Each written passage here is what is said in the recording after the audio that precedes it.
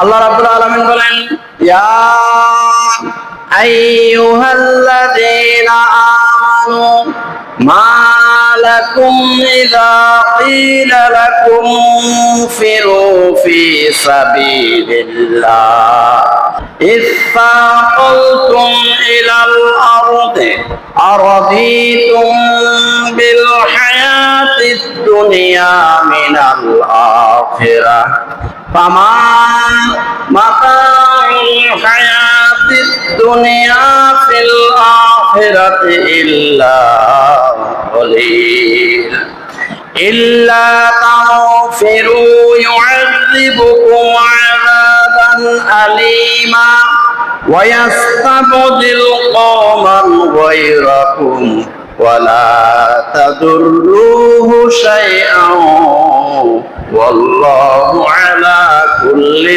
শাইইন কাদির। সূরা তাওবা আয়াত 38 39।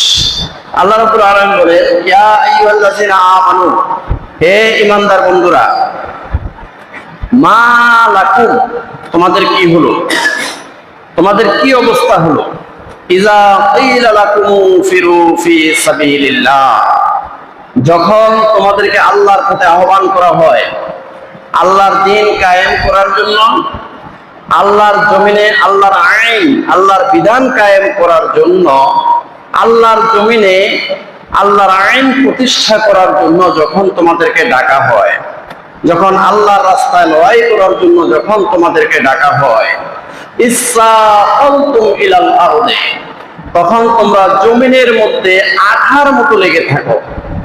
কেন কেন তোমরা জমিনের মধ্যে তোমাদের পাছা গেড়ে আঠার মতো জমিনের মধ্যে কেন লেগে থাকো? আল্লাহর জমিনে আল্লাহর আইন প্রতিষ্ঠা করার জন্য কেন বের হও না? আরাদিতুম বিল হায়াতিদ দুনিয়া মিনাল আখিরাতে, তোমরা কি আখিরাতের বিনিময়ে এই দুনিয়ার সামান্য হীন ধীন ক্ষীণ সম্পদের প্রতি কি তোমরা আসক্তি হয়ে গেছো?